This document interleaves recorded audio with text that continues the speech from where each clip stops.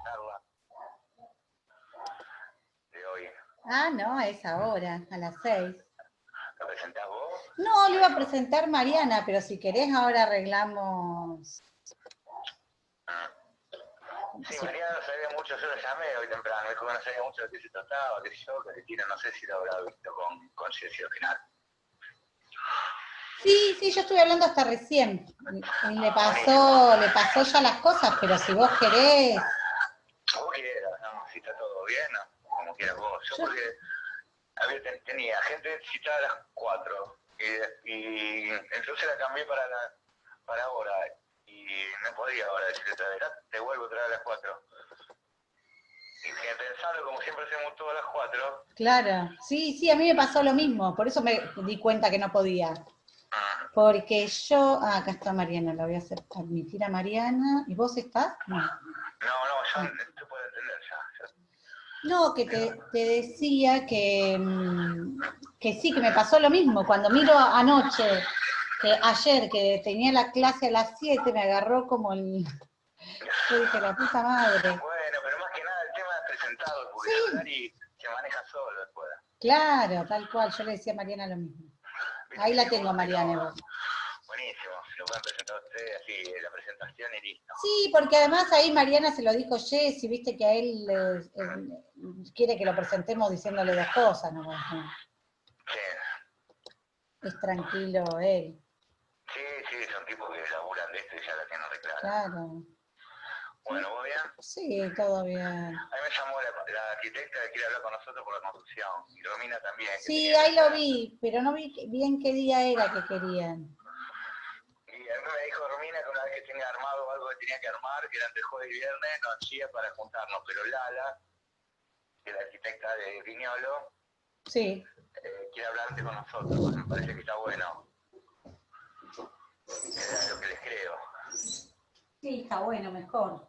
Sí, bueno, después cualquier cosa hablamos, te dejo así, hermano. Dale, así armo acá porque no sé dónde está este hombre que no me aparece todavía. Bueno, gracias. No, nos vemos, un beso, chau. Bueno, no veo a Solari. Ahí te puse como coanfitriona, ¿viste?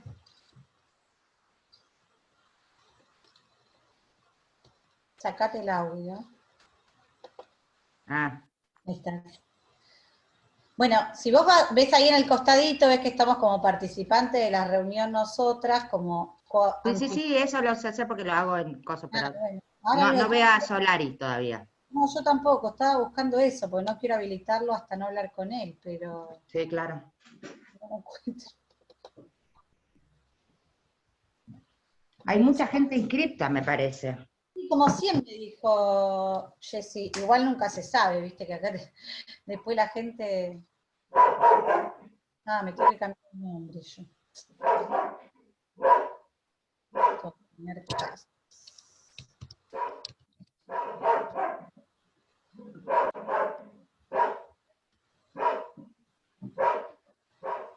No lo encuentro a él. Le voy a mandar un mensajito. No, pero son -10, ¿no? Temprano. No, son -10. Lo que pasa es que si hay 9 antes es porque va a ser multitudinario esto. Yo te decía que al final se me cortamos, que la otra vez lo jodía en la cooperativa si no la querían hacer para llamarte a vos y que la des en la cooperativa eléctrica de Zárate, que son de terror, y no quieren. Digo, pero hablaría bien de la cooperativa. Le digo, no, por ahora no, cuando estemos obligados. ¿Qué hijos de puta? Pero escúchame, Marcelo está con que hay que cobrarla por si justo, o sea, yo les hago gratis. Esto es así. O sea, no cobremos porque lo bueno es que llegue a todos lados. La haga todo el mundo. Además, lo que está subido al Sijuso es tan malo, tan malo. Yo mañana creo que arranco la del abogado del niño y espero que sea mejor porque era re pedorra la que hicimos nosotros en su comienzo y no hay nadie de abogado del niño, así que espero que... Esta igual la armó Marisa Herrera y ahí está Federico Nótrica, o sea, un par que están... Calculo que la van a hacer bien. Che, no lo encuentro este hombre. Capaz que me escribe. Che, Marian, ¿no Mm. conoces a nadie de provincia RT que pueda hablar yo para que paguen? Para que paguen algo de comisión, ¿no? Sí, No, pues otro sector. claro, porque en realidad a mi clienta ya le tendrían que haber pagado. Eso me llama la atención, que ya le Es haya pasado el raro. plazo. ¿Viste? Es raro, nunca me había pasado. Esa chica tiene una mala suerte que le pasan todas cosas raras. Tuvo como un año trabado el expediente, pero sin querer, así. Y, Voy a peinar un poquito. y ahora tampoco me contestaron diciéndome que cuando son autoasegurados hay que comunicarse directamente a la empleadora, en este caso a Ah, eso, educación. ese es el problema. No paga provincia RT. Ah, ¿al trabajador tampoco? Ah, estamos al horno si va a pagar educación. Ese es el tema. A ver, pero igualmente vos te tenés que agarrar, porque la que firma el acuerdo como provincia RT, salvo Claro, que se haya equivocado. Yo tuve 2 casos en donde me pedían honorarios. Al trabajador sí le habían pagado. A los honorarios no lo pagaban y me decían no, porque lo tiene que pagar. Al trabajador lo había pagado la provincia, pero al abogado no, y él hizo un juicio por los honorarios a provincia RT y me decían que tenía que decir que no porque era provincia la que tenía que pagar. La verdad que contesté y ahí quedaron los casos. Nunca los pagué, porque nunca siguió. Yo capaz que los terminó cobrando y por eso no los siguió. Ahora los tengo que buscar, así les doy de baja. qué loco. Porque me parece raro que en tanto tiempo no haya tenido novedades de él. Tenía que haberme embargado. Intentado embargar por lo menos. Sí, yo hace muchos años, una chica, una perito nunca le habían pagado de provincia de RT y me llamó la atención. Viste, como que esas cosas que normalmente no pasan. Pero ahora más. Pero no, nosotros, después a Silvana Barreca no le habían pagado los honorarios, se había traspapelado. Y entonces yo le dije a Silvana, en principio de la pandemia, inicialo, porque así los cobro yo, y vos cobrás un poquito más como por los honorarios le pagamos enseguida lo que habían acordado, más los honorarios de coso, y yo cobré los 2 juicios. Pero En un porque mes ya yo podría hacer una ejecución ahora en el tribunal, como la ejecución del convenio, por no pagarlo. vos podés hacer una ejecución por no pagarlo. El tema es quién lo firmó. Si lo firmó alguien en representación de provincia Sí, RT, sí, sí, sí, el abogado de provincia RT era, yo lo iniciaría a los 2. como que, ahí está, Solari. Como que nunca apareció educación, ¿entendés? Está bien, pero vos iniciá la ejecución a los 2. Bien, Porque yo te voy a decir que tenés que notificar a él, o sea, perdés tiempo. claro. Hola, ¿cómo está, Hola, ¿qué doctor? tal? ¿Cómo te Hola, va? doctor. ¿Qué tal? ¿Bien? ¿Cómo andas? ¿Bien? Bien, bien. ¿Cómo le va? Bien, bien. ¿Todo bien? Bueno, me alegro. Lo tenemos Así es. nuevamente. ¿Cómo andan? Así es. ¿Sí? ¿Qué tal? ¿Todo bien? Sí, sí, todo tranquilo. Ya casi Bien. acostumbrándonos a esta nueva Bárbaro. normalidad. Ya Hay días no que nos sí, días que acostumbramos. no. Y ya no. Claro, sí, sí, sí. Pero sí, cada vez que pasa el tiempo se va uno acostumbrando aparte que se hace largo. Muy largo. Yo ahora me empezó a Ya agarrar un poco llevamos la 7 ansiedad de meses. de las fiestas, como el no saber cuándo termina, como eso me empezó a poner inquieta, no saber cómo vamos a pasar las fiestas, cuándo va a terminar, cuándo vamos a poder volver a andar. ¿No? Ahí. Como que si uno piensa Yo se quiero ir pone... a ver a Sí, mis padres a Uruguay. Claro, claro. Sí. Néstor, yo Ya, la voy a presentar, ella es la doctora Mariana sí. Quiroga, el doctor Néstor ¿Qué Solari, tal? que es ya un Bien. amigo del colegio. Así Eh, es. Sí, sí. la doctora va a hacer la presentación y es la que se va a quedar Bueno, con usted durante toda la charla para perfecto. después hacer Sí, las sí. preguntas. Yo le comentaba que hacemos como Perfecto. hicimos las otras veces, que ella vaya viendo las preguntas Sí. que se hacen y después al final se las pueda leer para más o menos filtrar que no haya Está bien. ninguna cosa rara Bueno, y para que usted sí, sí, conteste todo al final. sí. Sí, perfecto. Sí, Yo me sí. la voy Me a parece perder, voy a bien. estar un Sí. rato, pero después un rato antes me tengo que Sí. ir. Bueno, sí. cómo no. Mm. Bueno, sí, sí, sí, porque sí, encima cómo no. estaba interesante. Sí, súper interesante Sí, el tema. ¿Quieren que pero empiece uno a hacer tiene pasar? una cosa, otra. Bueno, sí, sí, Así como quiera, yo no. lo manejo. Sí, perfecto. Dale, te voy ayudando. Dale, pasémoslo y si querés, yo. Ahí estoy admitiendo. Bien.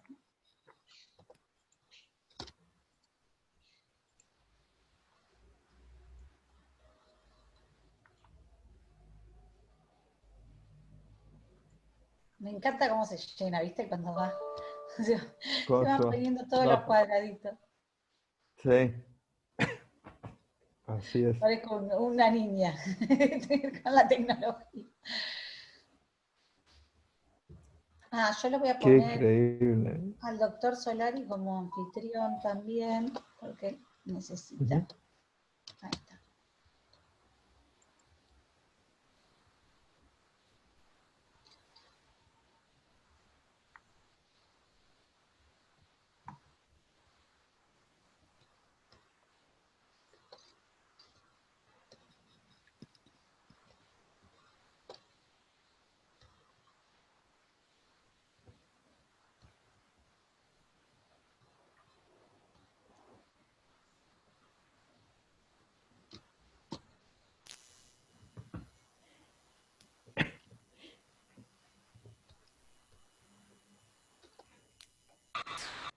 Buenas tardes. Buenas tardes. Hola, buenas tardes a todos. Ahí estamos admitiendo el ingreso y en unos minutitos vamos a comenzar.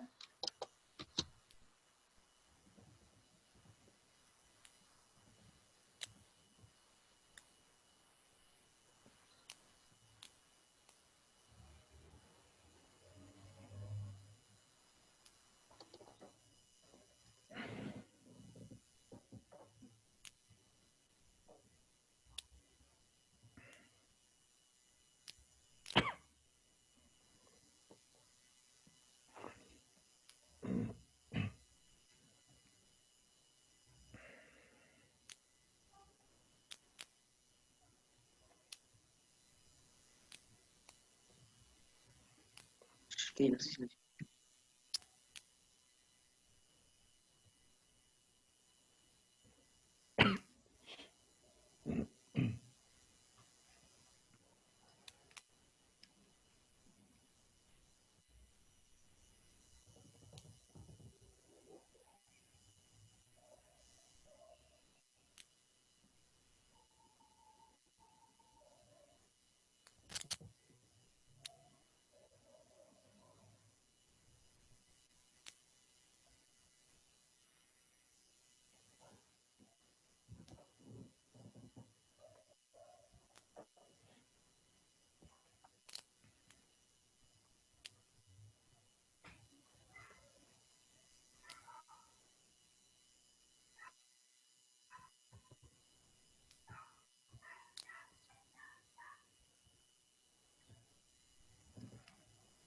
Esperamos unos minutitos más porque recién son y 3. Sí. Si bien había muchos colegas puntuales, es muy, muy sobre la hora. Así que.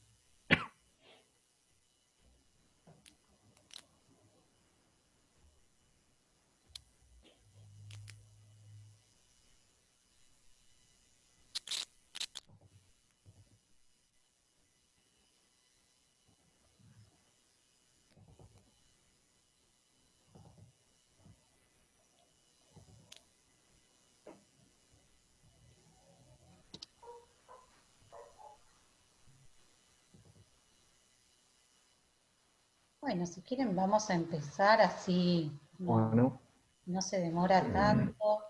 Bueno, primero buenas tardes a todos, le damos la bienvenida al Colegio de Abogados Zárate Campana, a todos los colegas que están esta tarde. También le damos la bienvenida al doctor Solari, que nos acompaña nuevamente. Ya le decía hace un ratito que es un amigo de la casa y que lo hemos tenido también ahora en estas nuevas modalidades de estos talleres y de estas charlas virtuales, así que bienvenido como siempre. Y le voy a dar la palabra a la consejera, a la doctora Mariana Quiroga, que lo va a presentar y va a ser quien modere la charla con él. Así que buenas tardes a todos. Bueno, gracias Connie. Buenas tardes a todos. Como dijo Connie, damos la bienvenida al doctor Solari por parte del Colegio de Abogados. Es un placer tenerlo acá. Gracias a todos por participar. Como les dijo Connie, soy parte del consejo del colegio y además coordino la Comisión de Género y Derechos Humanos. Bueno, me toca presentar al doctor Solari. Antes de presentarlo, voy a pedir a todos que apaguen los micrófonos. La cámara pueden tenerla prendida o apagada, como les guste a ustedes, pero los micrófonos le pedimos por favor a todos, así escuchamos la disertación mejor, lo tengamos apagados todos, y cuando quieran hacer preguntas, lo hagamos por el chat, que al final de su disertación el doctor va a contestarlas. Bueno, me toca presentar al doctor Néstor Solari, que es doctor en Derecho y profesor titular de Familia y Sucesiones de la UBA. Además, voy a hacer una anécdota chiquitita, le cuento al doctor que en los principios de la década del 90 yo fui alumna suya en una materia de orientación, de las últimas materias que hice en la carrera, y me acuerdo especialmente de usted porque en un momento nos hizo a los alumnos que presentemos unos trabajos, y yo me acuerdo en ese momento que presenté un trabajo sobre la legalización del aborto, y usted le gustó que me ofreció publicármelo, y por supuesto no me acuerdo si se publicó o no se publicó nada, pero fue la primera vez que alguien me ofrecía, y con el nivel que tiene usted, publicarme sobre un tema que después termino, bueno, siendo una militante profesional desde mi profesión en el tema de género y derechos humanos. Así que nada, me voy a acordar toda la vida de usted. Ayer se lo contaba a mi hija cuando le contaba que me tocaba moderar esta charla. Bueno, nada, damos la bienvenida y puede comenzar, doctor. Gracias a todos por participar. Bueno, gracias, muy amable. También al Colegio de Abogados de Zárate Campana, a Connie y a Mariana, por supuesto. La verdad que en esa situación, en esa anécdota, no me había acordado, pero que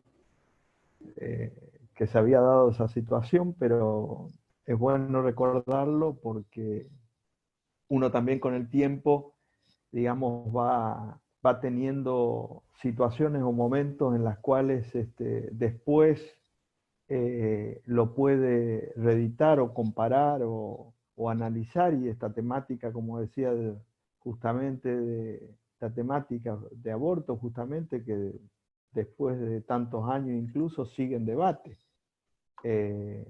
o sea, pendiente como debate, lo cual hace a la vigencia plena, digamos, de toda una temática que bien pudo haber sido ahora o recientemente, ¿no?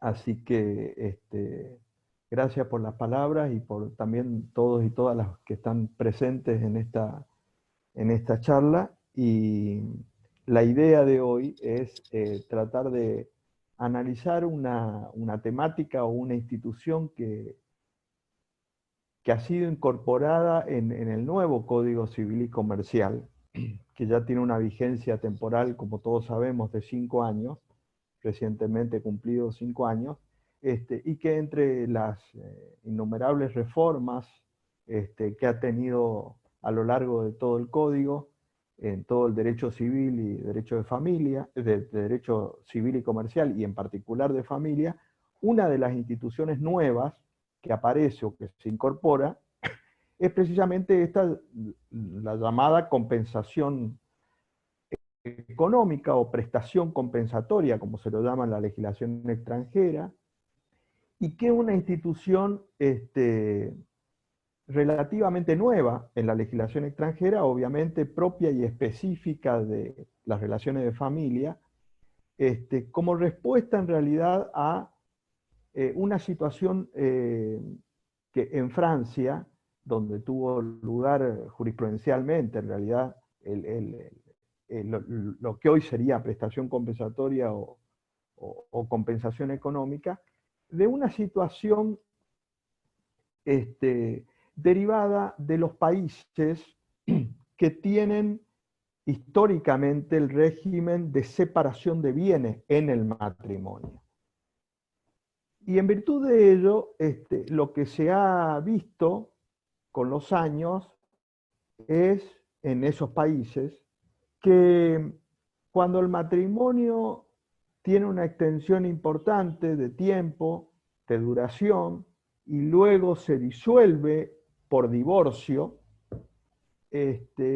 cuando los cónyuges han elegido el régimen de separación de bienes que ahora también nosotros lo tenemos en el nuevo código, pero que no existía en el régimen argentino hasta el 2015, porque solamente era el régimen de comunidad o sociedad conyugal, se advertía que como consecuencia del divorcio y como efecto de que habían elegido en ese matrimonio el régimen de separación de bienes, uno de los integrantes de la unión quedaba o podía quedar en situación perjudicial, porque no iba a obtener la ganancialidad propia o específica del régimen de sociedad conyugal, en virtud de haber elegido el régimen de separación de bienes, y como consecuencia de los roles y el desempeño que tuvo ese integrante durante el matrimonio. Y por lo tanto, acá nos conduce quizás a lo que sería por ahí la esencia o el aspecto principal de lo que nos lleva a esta idea de compensación económica, justamente cuando uno de los integrantes de la unión ha desempeñado las tareas dentro del hogar, digamos, no rentable desde el punto de vista económico y no ha sido el que ha aportado económicamente esa plena comunidad de vida o ese matrimonio. Esa diferencia de roles que históricamente también nos conduce naturalmente a lo que hasta hace poco era casi una regla absoluta, que eran los roles del hombre y la mujer. Y en ese sentido, y en particular en esa primera situación, obviamente también nos da la pauta de otro fenómeno actual que tiene que ver más con la perspectiva de género, y que en particular ha habido ya casos de aplicación en el derecho argentino, porque justamente esos integrantes de la unión en la cual uno se ha desempeñado dentro del hogar, en las tareas del hogar, generalmente era y es la mujer. Si nosotros nos vamos incluso en los 5 años de reclamo jurisprudencial de aplicación en el derecho argentino, que es lo que nos interesa, vamos a ver que obviamente esto está asociado claramente a una perspectiva de género, en el sentido de que en la mayoría casi absoluta son reclamos respecto de la mujer. Y en ese sentido, entonces, nació la compensación económica como forma de equidad.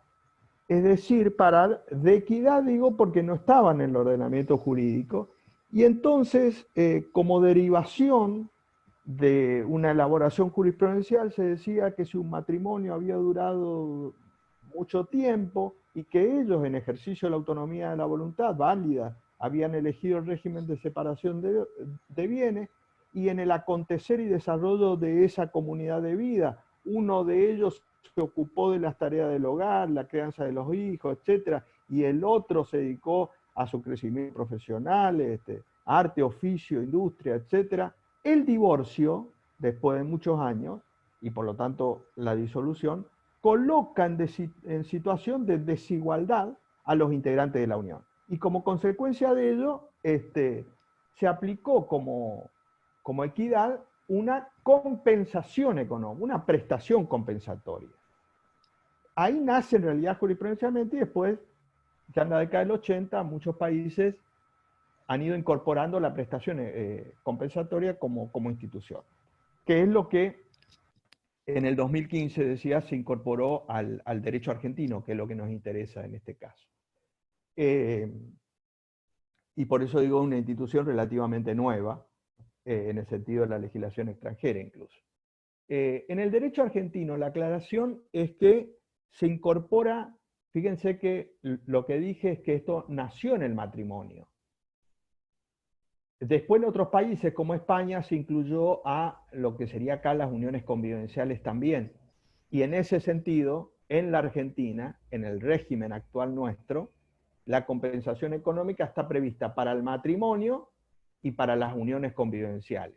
También en este caso, aclarando que las uniones convivenciales es un régimen de forma de familias nueva en el Código Civil y Comercial. Es decir, está prevista tanto para el matrimonio como para las uniones convivenciales. En el matrimonio está previsto en realidad para la nulidad y el divorcio. Dejamos la nulidad porque son casos casi inexistentes en el derecho argentino, y por lo tanto no hay situaciones de aplicación en este caso respecto a la compensación económica, pero aclarando que eventualmente en la nulidad del matrimonio se podría pedir compensación económica. Pero en el matrimonio hay que centrarse en el divorcio, como efecto del divorcio, que sería la vía o el ámbito donde se puede pedir la prestación compensatoria.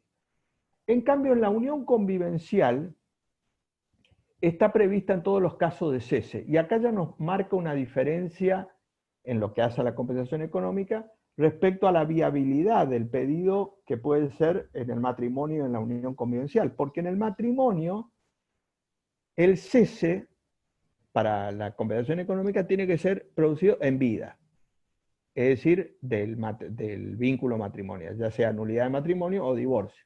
En cambio, en la unión convivencial está prevista para cualquier causa de cese. Por lo tanto, en la unión convivencial comprende tanto el cese en vida, la ruptura de la pareja en vida, como si se dio por la muerte de uno de los integrantes de la unión. Digo esta diferencia porque en el matrimonio, si el matrimonio se disuelve o extingue por muerte, no habría compensación económica. Estamos hablando del derecho argentino. Después podrá plantearse la situación de desigualdad, etcétera, pero formalmente la ley prevé solamente para el divorcio y la nulidad. Y en la unión convivencial, en cambio, prevé para cualquier causa de cese, en vida o después de la muerte. En el matrimonio se prevén dos artículos, el 441 y 442, y en la unión convivencial también el 524 y el 525. Tanto en el 441 como el 524, en la primera parte, de alguna manera se caracteriza o se da los lineamientos de lo que serían la compensación económica, una especie de conceptualización, porque dice el cónyuge, o allá el conviviente, es lo mismo, tanto lo que voy a decir como idea conceptual de la compensación económica para el matrimonio y la unión convivencial, dice el cónyuge, o en su caso el conviviente, allá, a quien el divorcio produce un desequilibrio manifiesto que significa un empeoramiento de su situación y que tiene por causa adecuada el vínculo matrimonial y su ruptura tiene derecho a una compensación. Es decir, que la compensación económica está prevista frente a esta circunstancia, tanto en el matrimonio como en la unión convivencial, en la cual la ruptura de la unión, tanto matrimonial como unión convivencial, provoca un desequilibrio manifiesto, primer elemento, a uno de los integrantes de la unión, es cónyuge o es conviviente, y cuya causa adecuada sea el matrimonio o la unión convivencial. Estos serían los elementos o las circunstancias para estar en presencia de una compensación económica. De ahí se deduce en primer lugar que la compensación económica no opera de pleno derecho. Es decir, no es por el solo divorcio y por la sola ruptura de la unión convivencial. Tienen que demostrarse estas circunstancias. Además, ello nos conduce a que la compensación económica, tanto en el matrimonio como en la unión convivencial, debe ser a pedido de parte, no puede ser de oficio. Es decir, que uno de los integrantes de la unión tiene que solicitar expresamente la compensación económica. Y tiene que alegar y probar estas dos circunstancias: el desequilibrio manifiesto de la ruptura y la relación causal de esa circunstancia, en el caso del matrimonio o la unión convivencial.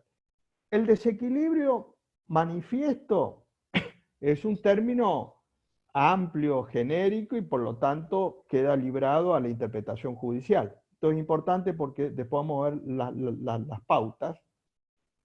Y en este sentido es importante señalar que la compensación económica, tanto la viabilidad como sobre todo el quantum, y el contenido y la forma de pago, va a quedar muy librada a la jurisprudencia en cuanto a la valoración subjetiva, porque fíjense que la ley lo que dice es un desequilibrio manifiesto. Ese desequilibrio manifiesto tendrá que determinar el juez en estas circunstancias. Todavía se puede decir que, más allá de los precedentes que hay, no hay un parámetro, digamos, más o menos objetivo acerca de la interpretación, si es más estricta o más flexible acerca del desequilibrio manifiesto, pero sí se puede señalar, en base a los precedentes, que la compensación económica no ha sido cuantitativamente todavía dada en muchos casos. Por lo tanto, ahí se puede señalar como primer conclusión en estos 5 años es que ha sido una interpretación relativamente estricta, porque ese desequilibrio manifiesto, digamos, si nosotros comparamos todos los matrimonios que se disolvieron por divorcio en estos 5 años y todas las uniones convivenciales, es desproporcionada con los casos que hay de compensación económica. Entonces, digamos, ese desequilibrio manifiesto tiene que ser, como la palabra dice, manifiesto, importante y significativo. No cualquier desequilibrio, porque obviamente siempre frente a una ruptura va a haber un desequilibrio, en el sentido de que alguno de los integrantes de la unión va a estar en una situación desventajosa respecto del otro, pero no es que es naturalmente cualquier circunstancia de desequilibrio o desventaja, sino que tiene que ser manifiesta. Y por eso poner el acento en virtud de los roles que han desempeñado cada uno de los integrantes de la unión, porque sobre eso va a estar dada la circunstancia y la valoración. El segundo elemento de la relación causal es un poco más compleja, porque tiene que tener por causa el matrimonio o por causa la unión convivencial. Y acá queda abierto, y todavía la jurisprudencia no se ha pronunciado en el sentido de situaciones prácticas, en cuanto a que tiene que haber sido ese desequilibrio manifiesto que produce la ruptura de la unión como consecuencia de esa plena comunidad de vida desarrollada en el matrimonio. ¿Esto qué quiere decir? Que si una persona recibió por herencia, legado o donación bienes, teóricamente eso, como es a título gratuito, no debiera influir en eventualmente una compensación económica. Es decir, tiene que ser producto o consecuencia de el desarrollo de esa familia y de los roles que han desempeñado en este caso. Es decir, que el que hizo el aporte económico, como sería el sustitutivo de los bienes gananciales cuando estamos en el régimen de comunidad, haya sido en razón de el trabajo y el esfuerzo desempeñado durante el matrimonio, o el crecimiento profesional haya sido durante el matrimonio. Es decir, tiene que tener relación causal en esta plena comunidad de vida. Esa sería esa segunda condición. Por lo tanto, no es cualquier desequilibrio manifiesto, porque vamos a suponer, yo durante el matrimonio heredé 10 millones de dólares. En realidad, obviamente, si se produce el divorcio, mi cónyuge va a dejar de usufructuar ese nivel de vida que yo tuve, o que hemos tenido, digo, en el matrimonio, como consecuencia que yo heredé 10 millones de dólares. Ahora, ahí no hay un esfuerzo común, en el sentido de que no estaría dada esta relación causal respecto de estos aspectos. Pero lo que decía antes, todavía no hay parámetros jurisprudenciales respecto si esto es riguroso o se hará alguna excepción o interpretación, etc. Pero en principio estos dos elementos, tanto en el matrimonio como en la unión convivencial, se tiene que acreditar para la viabilidad. Lo que la ley establece, tanto en el matrimonio como en la unión convivencial, el 442 en el matrimonio y el 525 en la unión convivencial, son pautas para el juez, pautas o criterios que debe observar. Estas pautas o criterios son ejemplificativas, sin embargo, son las más importantes, ahora vamos a ver, que de alguna manera serán los parámetros por las cuales la ley le dice al juez que debe observar para determinar, primero, la viabilidad, si es que corresponde, segundo, el quantum, y tercero, la forma de pago, que podamos ver.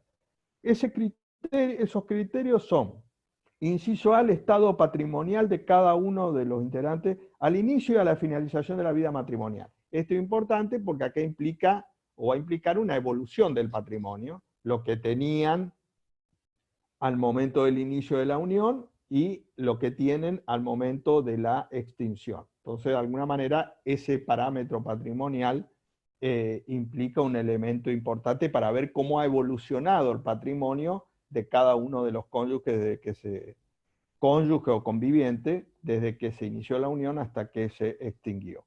La dedicación que cada cónyuge brindó a la familia y a la crianza y educación de los hijos durante la convivencia y la que debe prestar con posterioridad al divorcio o a la convivencia. Acá es importante esto de los roles porque fíjense que es lo que le daría el sustento al cónyuge que pide, en virtud de que justamente ese desequilibrio manifiesto es porque él, en el aporte de los roles de esa plena comunidad de vida, ya sea en el matrimonio o en la unión convivencial, se dedicó a tareas no rentables económicamente, es decir, en el sentido de que no implicaba una percepción mensual como si yo estaría en relación de dependencia o en forma independiente ejerciendo una profesión, un arte, oficio, etc. Y entonces, esta prueba es importante porque yo pruebo de que esto tiene un valor, y en este caso traducible desde el punto de vista económico a los fines de la compensación económica, si yo durante los 10, 15, 20 años de la unión me dediqué a estas tareas, con lo cual es importante esta situación. Edad y estado de salud de los cónyuges y de los hijos, también eso influye. La edad y estado de salud, la edad es importante porque no es lo mismo una extinción a los 30 años de edad que a los 70. Obviamente a los 30 años hay otra proyección de vida. Entonces ahí no digo que no corresponde una compensación económica, pero la valoración es distinta que si se extinguió a los 70 años de edad de las partes, en la cual la edad es un elemento más, no es el elemento, pero es un elemento más correctamente. Lo mismo que la salud, independientemente de la edad, porque ahí por una razón de discapacidad o situación de salud, por más joven, por ejemplo, que yo fuere, puede darse la situación de que esté en una situación mucho más desfavorable o desventajosa que el otro. La capacitación laboral y la posibilidad de acceder a un empleo del cónyuge que solicita la compensación económica. Esto de la capacitación laboral y posibilidad de acceder a un empleo es porque tiene que ver que qué capacitación económica qué capacitación laboral yo obtuve antes de la unión y durante la unión. Porque puede ser que por efecto y consecuencia de esa plena comunidad de vida yo haya relegado mi estudio, mi trabajo, mi profesión, y eso va a ser muy importante. E incluso un profesional, estamos hablando de muchos casos, que formó una familia y deja de ejercer su profesión arte para dedicarse a las tareas del hogar. Con lo cual esto también es importante porque muchas veces yo, teniendo una profesión, relego, ya sea absolutamente o en una parte importante, ese rol. Y entonces eso se va a tener en cuenta y en consideración. La colaboración prestada a las actividades mercantiles, industriales o profesionales del otro cónyuge o del otro conviviente, en este caso, esto tiene que ver con circunstancias por las cuales uno de los integrantes de la unión muchas veces prestó colaboración en la profesión o en el arte o en el oficio del otro, no en relación de dependencia porque era cónyuge o conviviente, sino en relación justamente de su situación de pareja. Y entonces eso es importante que pueda ser ponderado o valorado porque hay muchas situaciones en ese sentido. Es decir, yo le ayudo, colaboro con mi conviviente o con mi cónyuge respecto de su profesión, de su oficio, etc. Y eso también es un elemento para que pueda ser eventualmente canalizado por vía de la compensación económica. Y también la atribución de la vivienda familiar si recae en un bien ganancial o propio, lo que fuera. Digo porque la atribución de la vivienda familiar es independiente de la compensación económica. Entonces el que pide compensación económica puede tener a su vez atribución de la vivienda familiar, tanto el cónyuge como el conviviente. Y en ese caso lo que la ley dice es que si a mí me atribuyeron la vivienda, va a ser un elemento también a tener en cuenta porque a lo mejor va a ser un monto menor en virtud de que yo ya estoy usufructuando esa vivienda a lo mejor del otro. Estos son elementos o pautas ejemplificativas que de ninguna manera significan que sean absolutas o únicas, pero digamos son en general, se puede decir, la más importante o la más trascendente o la más evidente en esa situación. Pero como vemos ahí, el juez tiene una subjetividad importante, porque el juez después puede decir, esto vale 10, 20, 50 o 100. Acá nos conduce a un primer elemento que introduzco, que tiene que ver sobre todo con la última parte de lo que vamos a ver, que es la caducidad. Un elemento que todavía no se ha dado, pero que es la primera incidencia que yo creo que debe tener la jurisprudencia respecto de la prueba, porque yo tengo que alegar y probar esto. Y muchas veces, esto es el segundo inciso, por ejemplo, la dedicación que cada cónyuge tuvo en el hogar, es decir, ¿cómo hago yo para probar efectivamente estas circunstancias y de hecho como prueba? Acá es importante que la prueba tenga un sentido, digamos, más flexible desde una perspectiva de género. Esta es la primera situación que yo creo que hay que marcar, la perspectiva de género, que no se dio todavía en ningún caso en este punto respecto de la prueba, de la amplitud probatoria. ¿Por qué digo esto?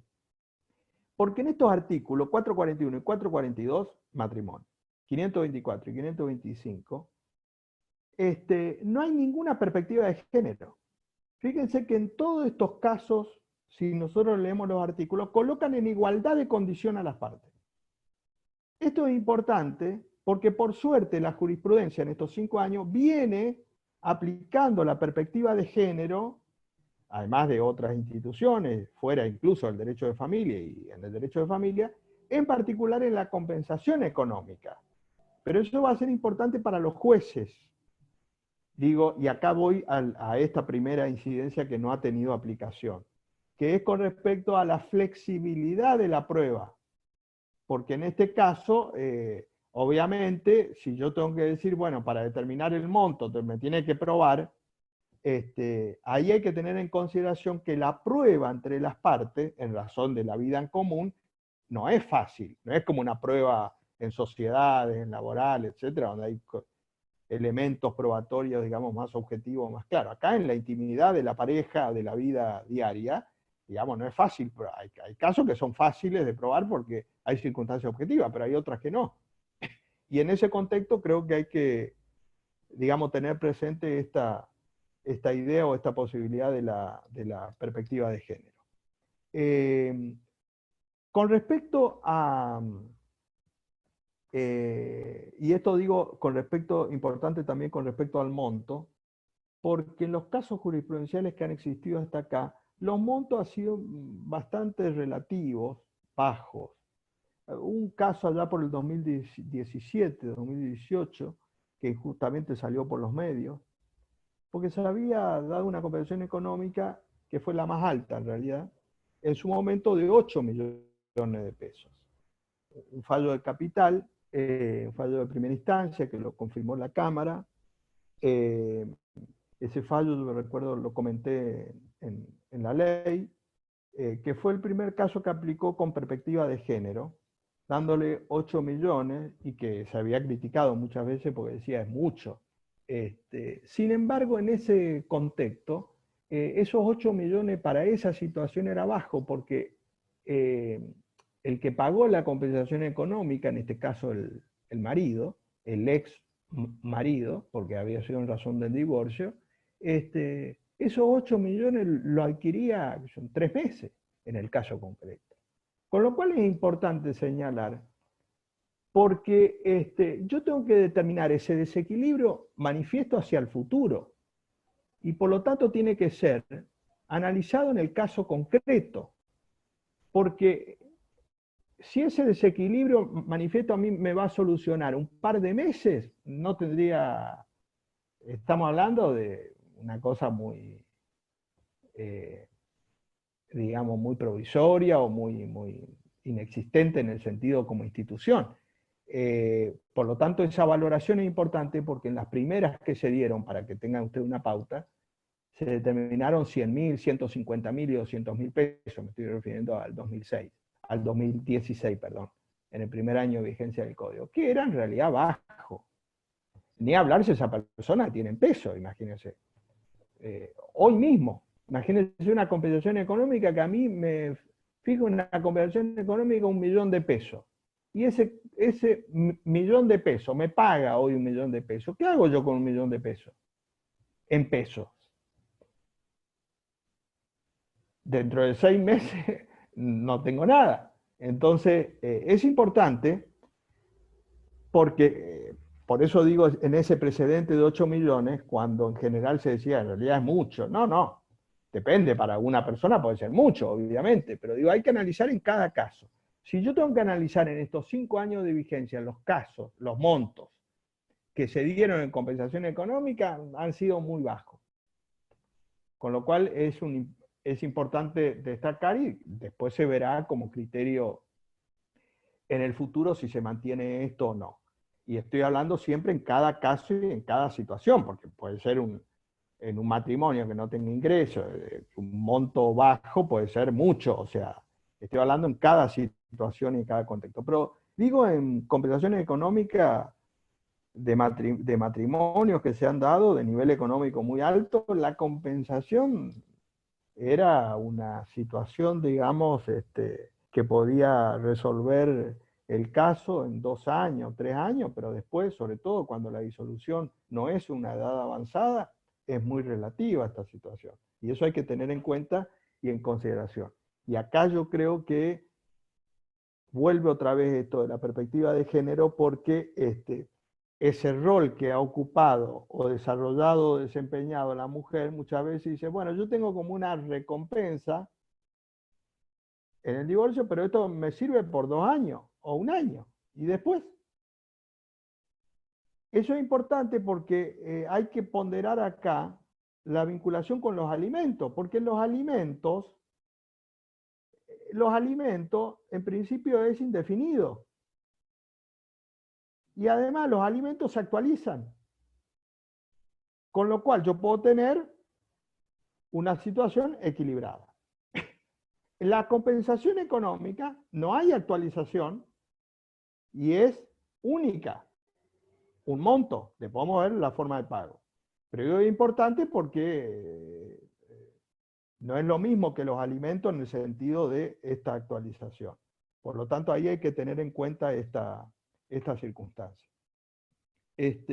Con respecto precisamente a la forma de pago, hay una diferencia en el matrimonio y en la unión convivencial, porque en el matrimonio hay 3 formas de pago.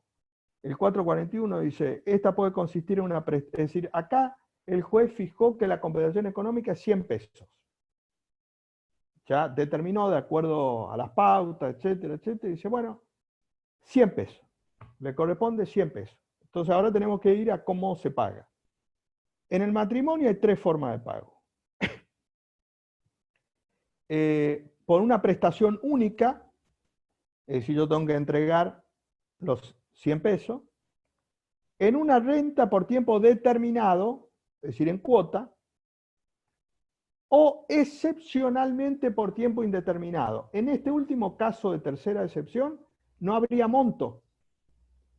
Porque yo digo, bueno, que tiene que pagarle 20.000 por mes, por tiempo indeterminado. Esta última forma de pago, en el matrimonio estamos hablando, esta última forma de pago es excepcional, la ley dice excepcional, y debe ser excepcional porque acá ya nos confunde con la frontera de los alimentos. Porque justamente yo los alimentos, no sé si voy a cobrar 2 meses, 3 meses, 4 meses, 5 meses, porque en principio es indefinido. En cambio, en principio, la compensación económica tiene un contexto de decir, bueno, ¿cuánto es el monto? Yo si voy a la tercera forma de pago, indeterminado, no hay monto ya, final. Lo único que yo establezco es un monto por mes. Pero yo no sé si van a ser 10 meses, 2 años, 3 años, 5 años, 10 años. Por eso la ley dice excepcional en el matrimonio. No hay todavía ningún caso que se haya dado bajo esa modalidad. Las 2 primeras son las modalidades que en general se han dado. Ahora, en la unión convivencial es distinto porque dice el 524, la compensación económica puede consistir en una prestación única, acá sería igual al matrimonio, prestación única, tengo que pagar los 100 pesos por única vez, o en una renta por tiempo determinado, pero dice que no puede ser mayor a la duración de la unión convivencial. O sea que es diferente también al matrimonio, porque en el matrimonio dice por una renta por tiempo determinado. No condiciona a la duración del matrimonio. ¿Qué quiero decir con esto? Yo puedo haber estado casado 2 años, me divorcié, y en una compensación económica me pueden dar, por ejemplo, que cobre 40 cuotas. 60 cuotas, digo 4 años. O sea, más del tiempo que duró el matrimonio. En el matrimonio no hay legalmente ninguna imposición al juez como máximo. El juez puede decir 20, 30, 40, 50, 70 cuotas, haya durado el matrimonio 1 año o 5 años. En cambio, en la unión convivencial, dice que esas cuotas, cuando es por entrega, digamos, periódica, no puede ser mayor a la duración de la unión convivencial. Esto quiere decir que si la unión convivencial duró, vamos a suponer, 3 años, las cuotas no pueden ser más de 3 años. Este es el primer elemento que yo creo que los abogados tienen que plantear la inconstitucionalidad, porque es una imposición legal en abstracto y puede darse la circunstancia de que en el caso concreto, sea aconsejable pagar en 50 cuotas, dado el monto y la forma y condición que puede pagar la persona, y no estar obligado a que si la unión convivencial duró 3 años, no me tengan que pagar por más de 3 años, digamos, un parámetro totalmente arbitrario, me parece. Porque ahí el juez tendrá que ver en cada caso cuánto serían las cuotas en este caso. Pero lo cierto es que la ley establece como límite que esas cuotas no pueden durar más de lo que duró la unión convivencial. Y no está la tercera opción, o sea, por tiempo indeterminado. Con lo cual, en el matrimonio puede ser por entrega única, por tiempo determinado, cualquier plazo, y excepcionalmente por tiempo indeterminado. En la unión convivencial puede ser por entrega única y por plazo determinado, siempre y cuando no sea mayor al tiempo que duró la unión convivencial. O sea, también es una diferencia en el matrimonio y en la unión convivencial. Ahora, el verdadero problema en aplicación del régimen argentino, obviamente esta institución es positiva conforme a lo que estamos diciendo, pero tiene un problema en el derecho argentino que ha implicado la pérdida en muchos casos, sobre todo de los convivientes, que es el plazo de caducidad, tanto en el matrimonio como en la unión convivencial. La ley establece un plazo de caducidad para pedir la compensación económica. En primer lugar, establece tanto en el matrimonio como en la unión convivencial un plazo de caducidad de 6 meses.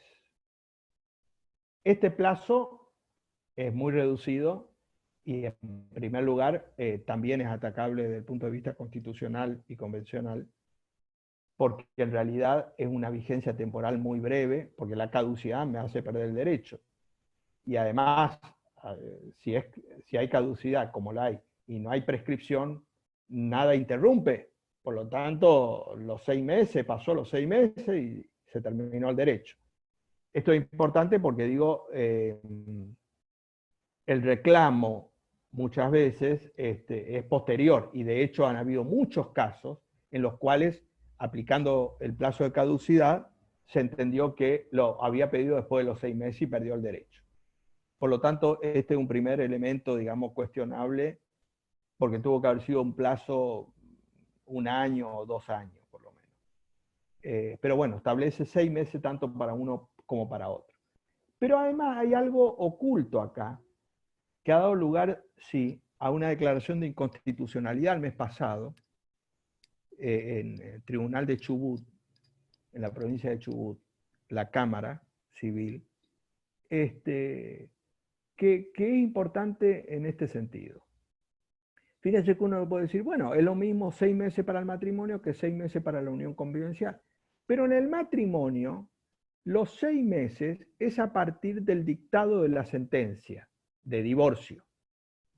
O sea, el plazo empieza a correr del dictado de la sentencia de divorcio. Aclaración, la jurisprudencia ya entendió que en realidad, no obstante que la ley diga, el 442, diga del dictado de la sentencia, se debe entender desde que la sentencia queda firme, no del dictado de la sentencia.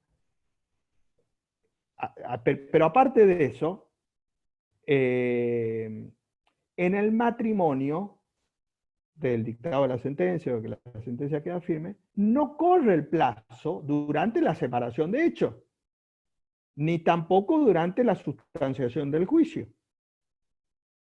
Es decir, empieza a correr a partir del divorcio.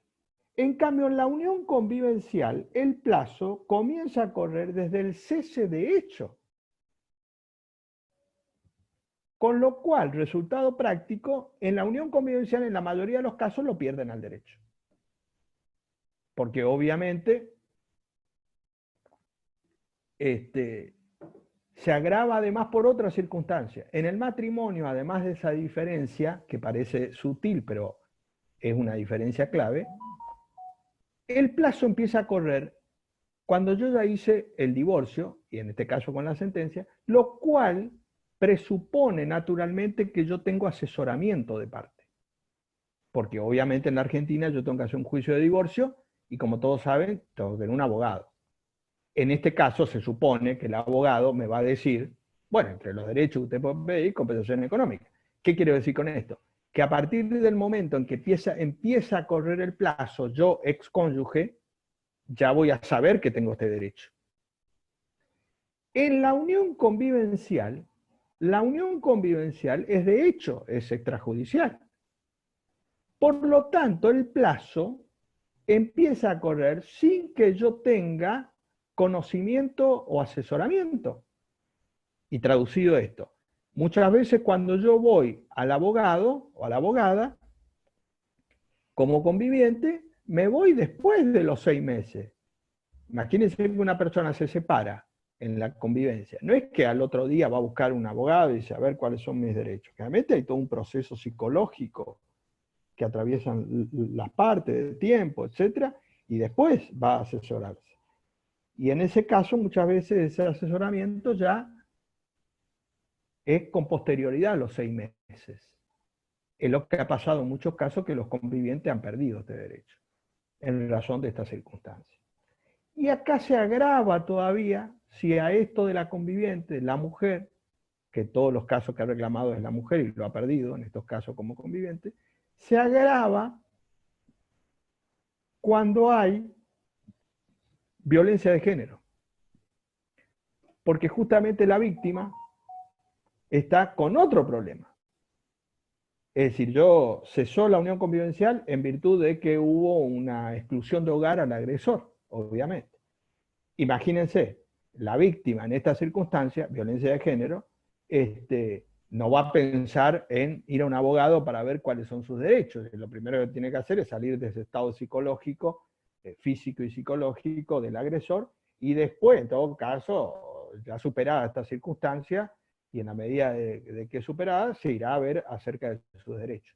Entonces, fíjense que el plazo empieza a correr desde la exclusión de hogar del agresor, con lo cual está en una situación mucho más desventajosa. Esto, decía, ha dado lugar a una declaración de inconstitucionalidad en un precedente de la Cámara de Chubut, declarando inconstitucional respecto a la convivencia y con perspectiva de género en relación de la víctima el plazo de 6 meses, y por lo tanto se le dio la legitimación activa, no obstante haber planteado con posterioridad a los 6 meses por haber sido víctima de violencia de género. Entre paréntesis, en ese precedente hay un comentario mío que está subido en un grupo de Facebook que es Doctrina y Jurisprudencia del doctor Néstor Solari. Ahí subimos fallo y comentario, y en particular está ese comentario del Tribunal de Chubut, que declaró la inconstitucionalidad. Y en realidad el argumento del tribunal fueron 2 argumentos para declarar la inconstitucionalidad del plazo. Uno, por el hecho de la desigualdad del matrimonio y la unión convivencial, porque en el matrimonio se empieza a contar a partir del divorcio. Esto que decíamos recién. En cambio, en la unión convivencial se empieza a contar a partir del cese. Primer argumento. Y el segundo argumento, que me parece que el que más hay que prestar atención, es desde una perspectiva de género en virtud de la víctima de violencia de género, cuando es conviviente, porque además se encuentra en esta situación como ha perdido en muchos casos en la práctica ya, en muchos otros precedentes. Bienvenido sea este precedente, pero digo, acá viene otra vez lo que decía antes. Ojo que el código en estos artículos no tiene nada de perspectiva de género. ¿Y por qué digo esto es importante? Porque lo importante es que lo diga la ley. Porque estos precedentes, uno, imagínense cuántos casos hay de víctimas, en este caso de violencia de género, y cuántos casos hay de compensación económica, 1 o 2. Entonces, tuvo la suerte que en ese caso le tocó ese tribunal, ese juez, bienvenido sea. Pero fíjense que en la mayoría de los casos de la conviviente, en estos 5 años, ha perdido el derecho porque lo ha planteado con posterioridad. Por eso es importante resaltar esto para los abogados, porque los abogados tienen que plantear estos argumentos o estas circunstancias, porque de lo contrario, digamos, en general se pierde este derecho y esta situación.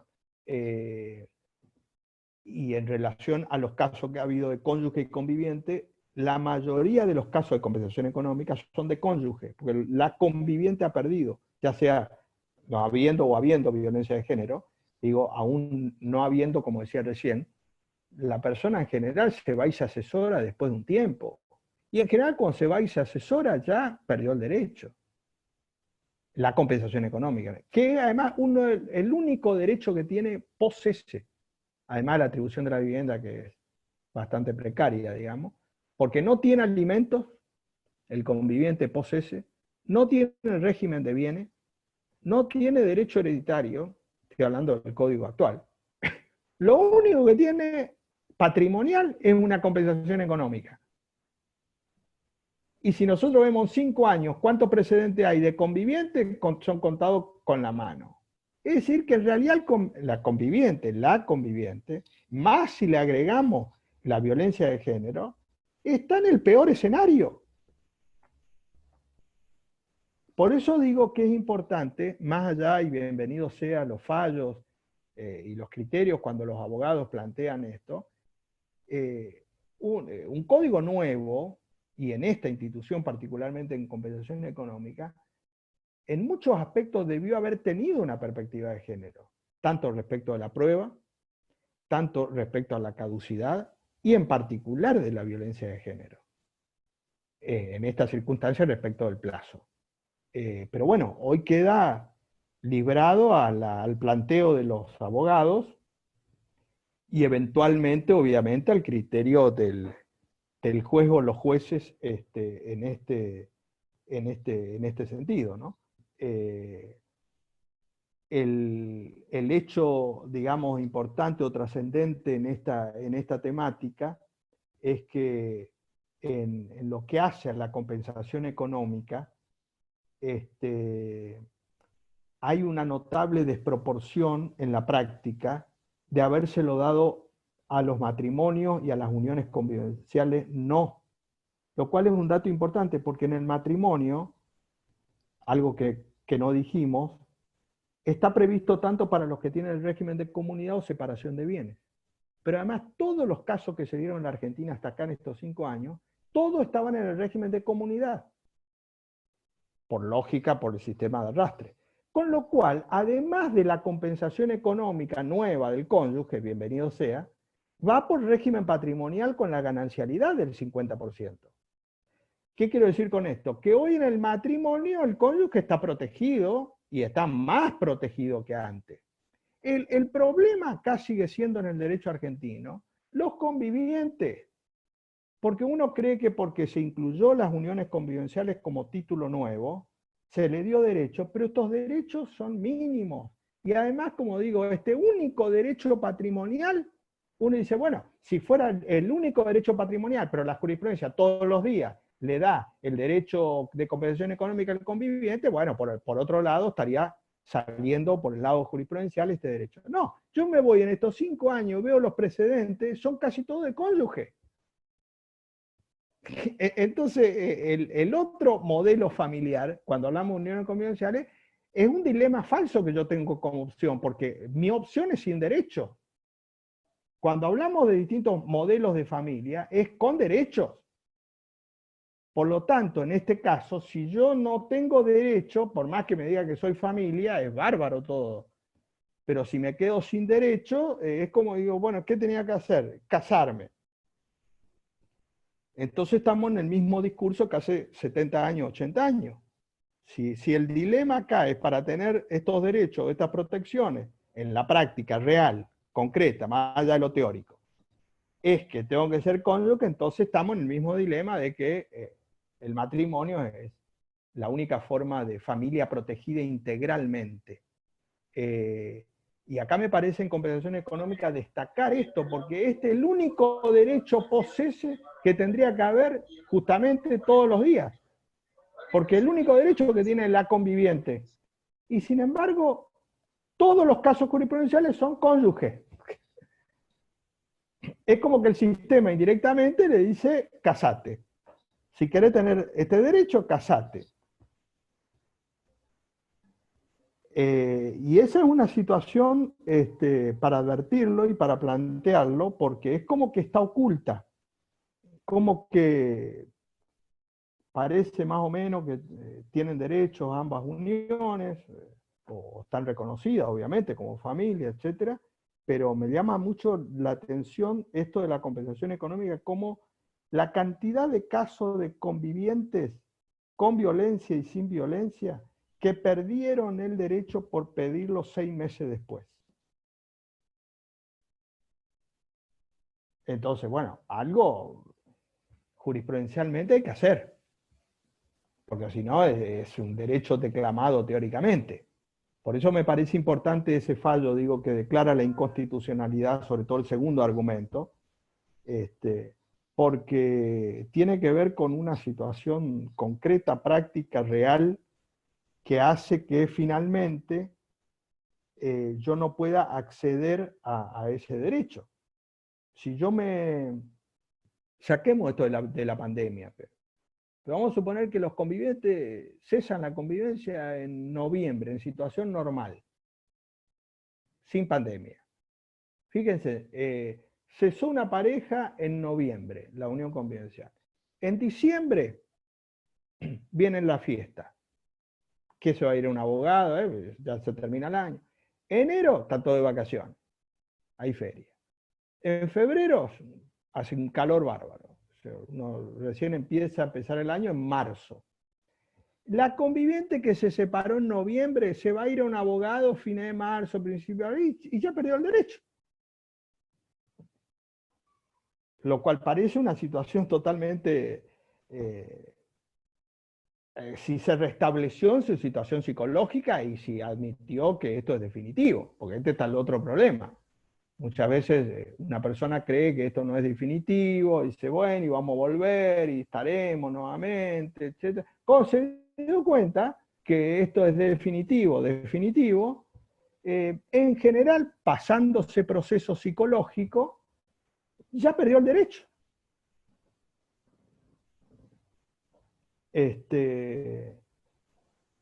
Así que ese es un dato que me parece clave para tener en cuenta y para analizar, porque la realidad demuestra esto, y en realidad, salvo escasos precedentes jurisprudenciales, se le ha dado esta mirada, digamos, con perspectiva de género. Que vuelvo a repetir, bienvenido sea en este caso, pero hay que poner el acento fuerte en esto por parte de los abogados, porque o si no, desde el punto de vista de la norma, esto aplicable a todo el Código Civil y Comercial en las relaciones de familia, porque esto de la perspectiva de género, digo, el código en la parte de familia no tuvo nada de perspectiva de género. Fíjense que la primera reforma del Código Civil y Comercial del 2017, la primera reforma justamente fue en familia, fue incorporar la perspectiva de género en los casos de privación y suspensión de la responsabilidad parental. 2 años antes no se le ocurrió al legislador, que ya estaba instalado en ese tema, las causales de la suspensión y privación por violencia de género. Bueno, en realidad fue una ley posterior, la primera ley que reformó el Código Civil y Comercial, justamente en el título 700, 702 del Código Civil y Comercial, en la parte de familia, que fue incorporar una perspectiva de género. Es decir, este aspecto ya tuvo que haber sido incorporado muchas cuestiones, ni hablar en los bienes. En los bienes respecto de los convivientes, el 528 establece que cesada la unión convivencial no tienen ningún derecho respecto de los bienes. Vamos a la jurisprudencia, hace 100 años, pre-código y post-código, la que se queda sin derecho es la mujer. Pretende probar una sociedad de hecho, una comunidad de bien intereses, un enriquecimiento sin causa, y la jurisprudencia le dice, no, si no prueba con los elementos que tiene que probar por los principios generales, no hay. Eso era una perspectiva de género. Ahora, el tema es que el 528 dice lo que dice. Por eso yo recuerdo que me parece genial. Hace unos años dijo Elena Jaito, que integró la reforma, dijo, este Código Civil y Comercial hay que verlo con perspectiva de género. La primera pregunta que yo le daría a ella es, ¿por qué ellos no vieron en la redacción la perspectiva de género? Primero, porque en realidad yo tenía en las relaciones de familia un montón de elementos distorsionantes. Estamos hablando de 5 años atrás que ya estaban todos estos temas, porque no es que son temas posteriores al código. En la realidad es que en todas estas relaciones, en alimentos yo tuve que haber establecido una perspectiva de género en este caso. No hay. Tendrá que ser una misión de los jueces, y por eso pongo el acento para los abogados, porque los abogados son los que van a tener que llevar al proceso esta visión permanentemente, con los fundamentos y los argumentos, para que eventualmente el juez tenga un análisis en razón de esta circunstancia. Y en esto de compensación económica me parece clave y fundamental, no obstante los 2 o 3 casos que hubieron en aplicación de perspectiva de género, pero son 2 o 3 casos, o sea, no es tampoco que sea una cosa cuantitativamente numerosa o importante. Y eso es un dato a tener en cuenta. Y finalmente, tener presente, y acá ya la perspectiva de género más todavía, ojo con esto, porque en compensación económica, en el matrimonio, está claro y no hay ninguna discusión, ni en doctrina ni en jurisprudencia de la ley, que los cónyuges, ni en convención matrimonial, ni durante el matrimonio, pueden renunciar a la compensación económica. ¿Está claro? Dicen todo, no, porque esto tiene que ver con los roles que de hecho han ejercido. Por lo tanto, yo previamente, en el ejercicio de la autonomía de la voluntad, no podría renunciar previamente en el matrimonio. Perfecto, estamos de acuerdo. Ahora, en la unión convivencial, como todos sabemos, las uniones convivenciales pueden ser registradas o no registradas. Y en las registradas la ley permite o faculta que los convivientes acompañen un pacto de convivencia. Es decir, que la ley incorpora entre convivientes la posibilidad de que puedan firmar o acompañar un pacto de convivencia. Ese pacto de convivencia, de acuerdo al 513, al artículo 513, dice, el pacto de convivencia se aplicará, a falta de pacto de convivencia se aplican las normas del título, es decir, uniones convivenciales. Todos los derechos desde el 509 al 528. Pero dice, si hay un pacto de convivencia, se aplica el pacto de convivencia, el cual debe ser escrito, dice, y no puede dejar sin efecto los artículos 519, 520, 521 y 522, que sería el piso mínimo, es decir, inderogable por la autonomía de la voluntad. Serían normas de orden público, 519, 520, 521 y 522, que tienen que ver de normas durante la convivencia. 519, 520, 521 y 522. Eso yo en el pacto, de común acuerdo y en ejercicio de la autonomía de la voluntad, no podría dejar sin efecto. Todos los otros artículos sí estarían en el ámbito de la autonomía de la voluntad. ¿De qué artículos estamos hablando acá en compensación económica? 524 y 525.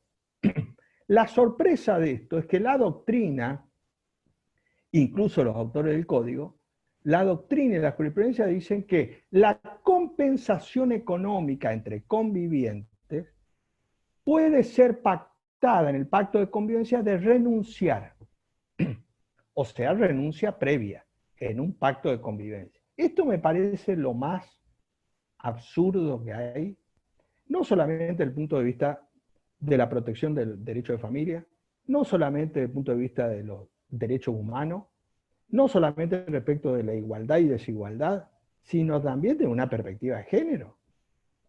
Porque, a ver si se entiende, yo le digo a una mujer, le digo, vamos a convivir, venite a vivir en el piso que yo tengo acá en Avenida Libertador. Pero cuando vamos a hacer un pacto de convivencia, y además vos te vas a dedicar las tareas del hogar. Le digo, perfecto, ella en ejercicio de la autonomía de la voluntad me dice, sí, sí, perfecto. Bueno, pero vamos a hacer un pacto de convivencia que cuando cese el pacto de convivencia, vos no me vas a pedir compensación económica. Muy bien, firmamos. Perfecto. ¿A ustedes les parece que eso sería un objeto posible en un Estado constitucional de derecho, de acuerdo a cualquier derecho humano básico y fundamental que uno pueda hablar, de que yo pueda renunciar a una compensación económica futura? Bueno, para la doctrina mayoritaria, en virtud de lo que dice el código, sería un objeto posible de renuncia. Espero que cuando eso, si se da, llegue a un juez, declare la inconstitucionalidad. Porque imagínense, en el caso, una mujer que firmó en ejercicio de la autonomía de la voluntad, dice, no, yo no te voy a reclamar compensación económica. Y después alega y prueba que la unión duró 15 años. Y alega y prueba que durante esa unión ella era profesional, dejó la profesión y se dedicó a las tareas del hogar y a criar a los hijos. durante esos 15 años.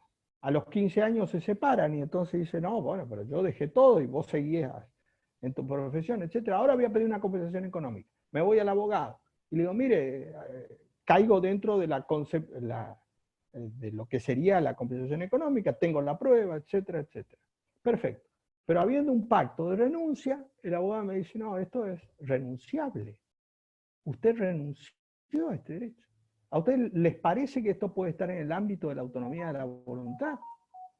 Tiene que ser un piso mínimo, inderogable.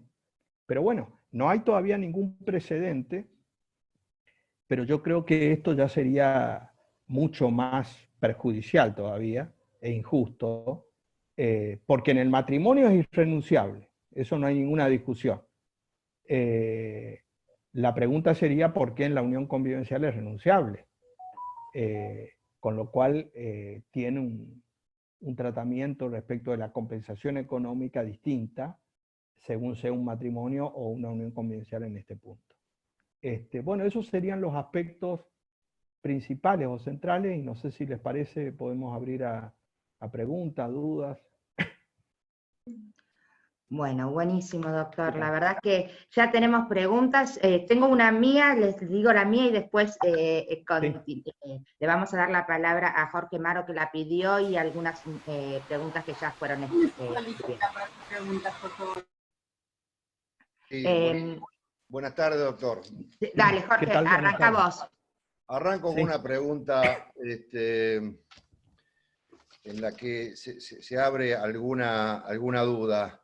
El reclamo patrimonial de un conviviente frente a la ruptura de una unión convivencial en el cual se han adquirido bienes que figuran registralmente a nombre del otro conviviente. Sí, de uno de ellos. Como usted dijo que convive la acción de compensación económica con la de atribución de la vivienda, la pregunta es si pueden convivir estas dos acciones en forma paralela en dos expedientes distintos o en un mismo expediente.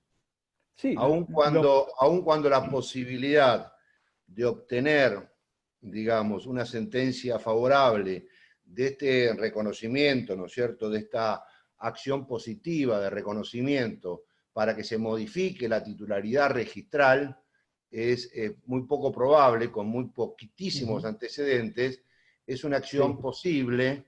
La pregunta es si pueden convivir o supletoriamente uno puede articular esta acción y acompañada de del pedido de compensación económica. ¿Se entiende la pregunta?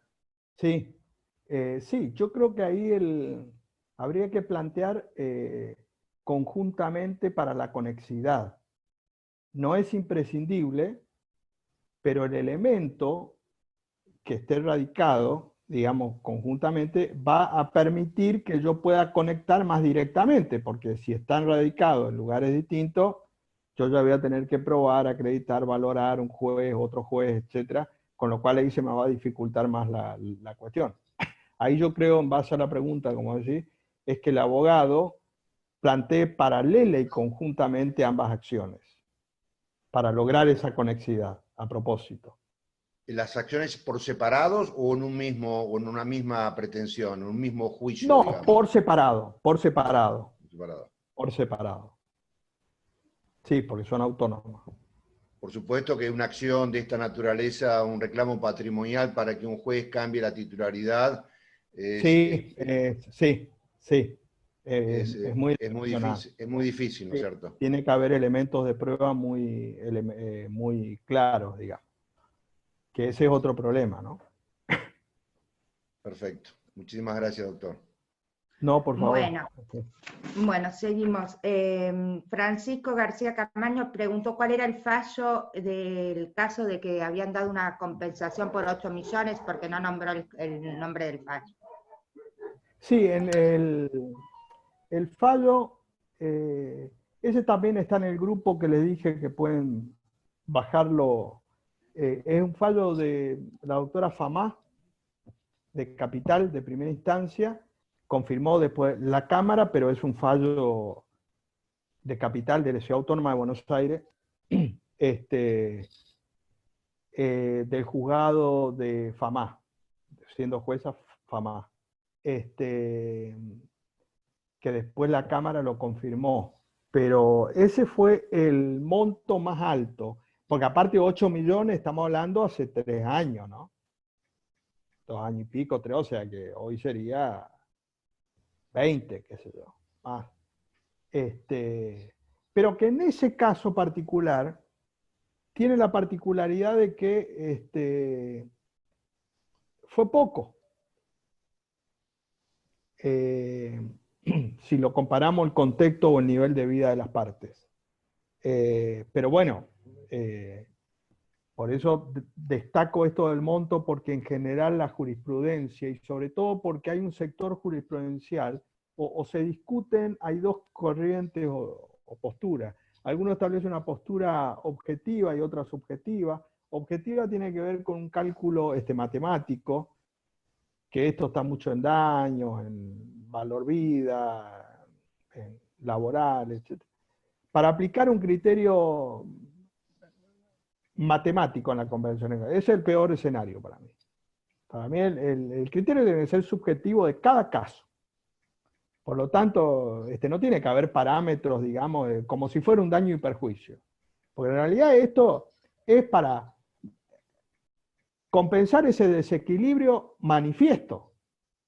En daño y perjuicio, el daño, lo que se evalúa es el daño. Yo cometí un daño de 30 pesos. Listo, tengo que pagar 30 pesos. Yo no importa si tengo mucho más dinero o menos dinero. El daño es 30 pesos. Ahora, la compensación económica está basada en otro parámetro que tiene que ver con el desequilibrio manifiesto. Y yo ese desequilibrio manifiesto en relación al futuro tengo que analizarlo en relación a ese matrimonio. Entonces el monto va a estar aplicado a ese caso. Yo no puedo decir, bueno, esto 1 millón en general. No, porque yo tengo que analizar esa situación y por lo tanto es tan subjetiva como casos hay con situaciones distintas. Pero a veces el criterio objetivo lo que hace es facilitar más para evitar un poco la prueba, decir, bueno, esto más o menos tanto. Y no, ahí estaríamos, para mí, en un escenario contraproducente, digamos. Bueno, ahora sí va mi pregunta. Yo la verdad es que no tenía claro el tema de la compensación por muerte en las uniones convivenciales. Bueno, nada, Sí. obviamente estoy de acuerdo con el tema de que 6 meses para todos los casos de la uniones convivenciales es corto, para los casos de violencia de género, sin ninguna duda, porque superar una violencia lleva muchísimo más tiempo. Pero en el caso de muerte, imagínense asimilar un duelo y pensar, habría que iniciar la sucesión, no sé cómo sería, la verdad Sí. que no me había quedado claro. Ahí también hay una situación interesante desde el punto de vista del conviviente para tener como perspectiva de género, en el caso de muerte. Porque el conviviente, además, como diferencia en el matrimonio, no es heredero. Porque el heredero tiene además el título de heredero. Entonces puede abrir la sucesión y perfecto. El conviviente no es heredero. Entonces, si se muere mi conviviente y yo quiero pedir una compensación económica, el demandado son los herederos. Entonces yo primero tengo que ver quiénes son los herederos. Es decir, que yo tengo que demandar en la sucesión. Y si no se abrió la sucesión, ¿qué hago? Ahí entonces habrá que entender de que los 6 meses o el ejercicio de este derecho es, y hay que ver si la jurisprudencia lo acepta, desde el momento que yo notifiqué esto.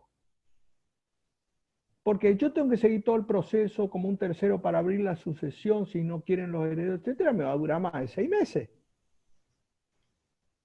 Entonces, ¿dónde planteo yo la acción? Porque los demandados son los herederos. Y además es a la sucesión, obviamente, porque tengo que ir sobre el patrimonio de mi conviviente, del causante en este caso, el acervo hereditario.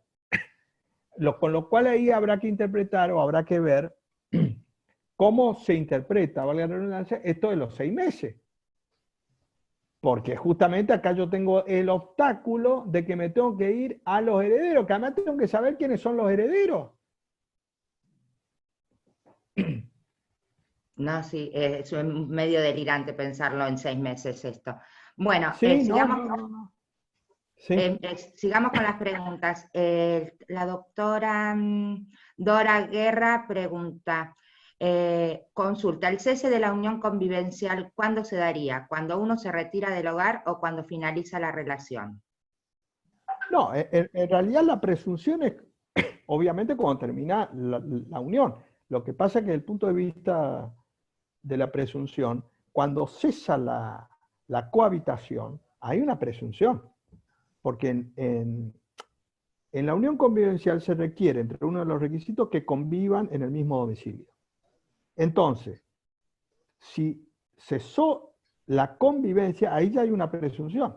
Yo podré después probar que no, en realidad no nos separamos definitivamente, sino que era provisorio, o por esta razón o por otro, pero eso ya es difícil de probar. En la medida que yo pruebe, sí. Entonces el plazo correrá después. Pero yo digo, bueno, en realidad yo me fui de la casa, del hogar común.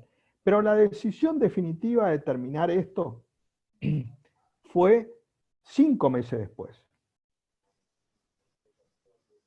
Ahora, ¿cómo pruebo yo eso? Porque el otro me va a decir, ah, no, él se fue hace 4 meses, 6 meses.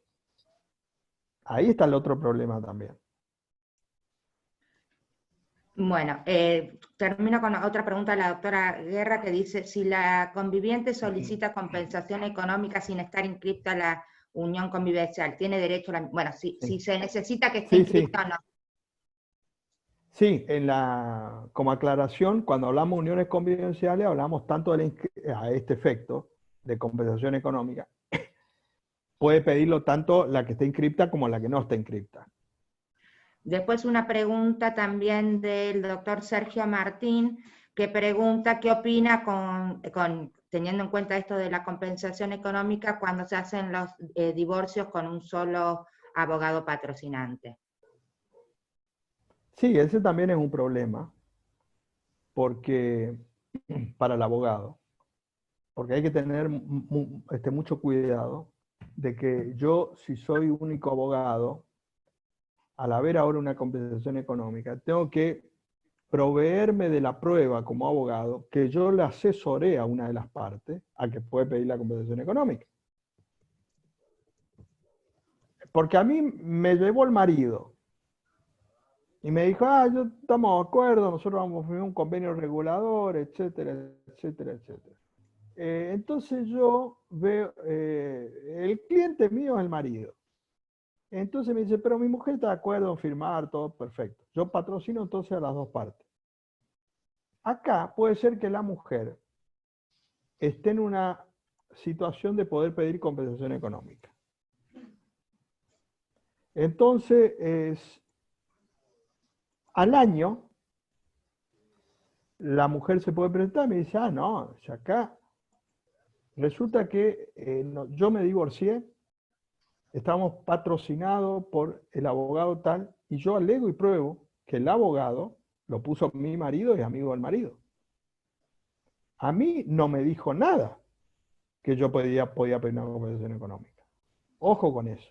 Ahí yo creo que profesionalmente, para evitar eso, yo tendría que tener una prueba para demostrar de que yo, en este caso que estoy diciendo, le dije, mire, usted tiene el derecho a pedir una compensación económica. Después lo pedirá o no, pero yo poder probar que le informé de eso, ojo, por cuestiones profesionales, porque puedo llegar a tener un problema en ese sentido. Gracias. Bueno, tengo varias preguntas más, pero antes estaba Diana que me dijo que la había salteado y es verdad, la salteé porque es muy larga y no la entendí la pregunta, entonces preferiría que ella abra el micrófono y le haga directamente la pregunta al doctor. Diana, ¿te parece?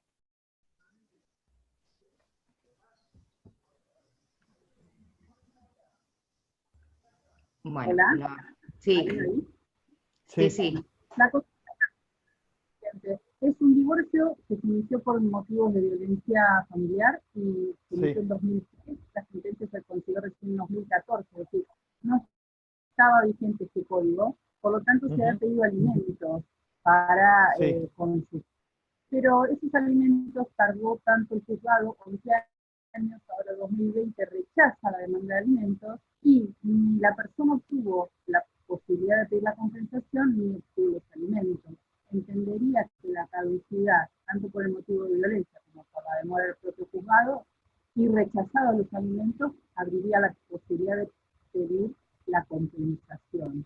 ¿Qué opina el doctor Solari y en qué jurisdicción convendría pedirla? Sí, yo en realidad opino distinto a lo que resolvió la jurisprudencia en el primer año de vigencia. Tanto en el matrimonio como en la unión convivencial, para la compensación económica, como la compensación económica es una institución nueva, se entendía que los matrimonios o uniones convivenciales que se hubieran extinguido antes de la entrada en vigencia, no les es aplicable esto. Yo creo que si está dentro de los 6 meses, tendría este derecho. Pero de acuerdo a lo que me decís, si ese matrimonio se divorció en el 2014, es difícil que le hagan lugar. Bueno, Digamos, porque la jurisprudencia que hay resalta este criterio, digamos. Acá hay muchos convivientes que han pedido esto también. Pero la jurisprudencia estableció que la compensación económica es una institución nueva, por lo tanto tiene que darse en vigencia de uniones post-código. bueno, vamos a ver qué resulta y lo mantengo informado, doctor. Bueno, sí, pero plantear de todas formas esta circunstancia, digamos, de los 6 meses, si está dentro de los 6 meses, y la injusticia respecto a alimentos como este, pero ahí la jurisprudencia fue, para mí, bastante... Es más, en el caso de los 8 millones, era un divorcio que se había divorciado antes del 2015, y que la mujer tenía alimentos del inocente, del 2007, del artículo 2007. Había sido declarada inocente del divorcio. Como ustedes saben también, y acá sí, ya me parece lo más tremendo de la jurisprudencia, porque no hay ni un caso que aplicó la perspectiva de género en la continuidad de los alimentos del inocente, del cónyuge inocente, antes del 1 de agosto, porque como ustedes saben, todas las cónyuges inocentes que tenían divorcio antes de entrar en vigencia del nuevo código y que estaban recibiendo alimentos del 207 como cónyuge inocente, a partir de agosto del 2015 perdieron el derecho hacia el futuro. Que eso me parece lo más absurdo que hay. Porque además no pueden pedir sustitutivamente compensación económica. Entonces yo perdí el derecho de inocente que estaba recibiendo como alimento y no puedo pedir compensación económica porque es nuevo. Pero, discúlpenme, pero en ese caso están aplicando a las consecuencias de un procedimiento jurídico anterior, están aplicando la ley nueva, y no están aplicando la ley nueva a las consecuencias de un jurídico anterior. En los dos casos lo claro, es decir, me aplican las dos leyes para hacerme perder esos derechos. Totalmente irritante. Esto es el caso Fama que decía usted, doctor, de Capital. En ese caso, ese fue el único caso que en realidad, como la cónyuge inocente perdió alimento, que era muy importante lo que estaba recibiendo, la jueza le hizo aplicación de la compensación económica y la Cámara no cuestionó, por suerte. Es como que pasó el plazo, como que, bueno, olvidémonos del plazo y la caducidad, pero fue el único caso. Bueno, atento que ya estamos en horario, quedan algunas preguntas, no sé, doctor, si se puede quedar unos minutos más, hacemos dos preguntitas más. Sí, sí. Bueno, creo que estoy en orden, pido disculpas si se me pasó alguna. Federico Buzo, si querés preguntar vos, pero bueno, pregunta si se puede reclamar alimentos y compensación económica al mismo tiempo. Supongo que estás hablando de matrimonios, porque en la unión convivencial no Claro, hay alimentos. no hay. Sí, en el único caso que hay una contradicción de compensación económica es con los alimentos del inciso B del 434, o sea, los alimentos de toda necesidad, entre cónyuges, ¿no? Es decir, la ley dice que si yo pido alimentos post divorcio del inciso B, que serían los de toda necesidad, no puedo pedir compensación económica, y viceversa. Bueno, no sé quién está hablando. Bueno, y por último, dice María José Larumbe, doctor, ¿cuál sería para usted lo favorable de una unión convivencial? No encuentro ningún beneficio para aplicar la compensación económica. No entendí muy bien qué quiso preguntar, pero no sé. No, en realidad a lo mejor lo que quiere decir es que en virtud de la convivencia o la unión convivencial se encuentra en situación desventajosa para pedir la compensación, que es así. Es el problema, que hay que encontrarle una vuelta porque la realidad práctica es esa.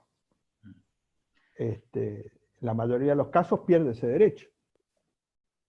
Matrimonio separado hecho en 2010, luego en 2010 inicia un divorcio y pide compensación. No, en general no se lo van a dar. Si se separó de hecho en el 2009, habrá que plantear el caso específico, pero en general, aplicando el artículo 7 del Código Civil y Comercial, lo que la jurisprudencia ha interpretado es que el cese, si se dio en vigencia el viejo código, se trata de una unión que no tenía este derecho. Es decir, este derecho es nuevo.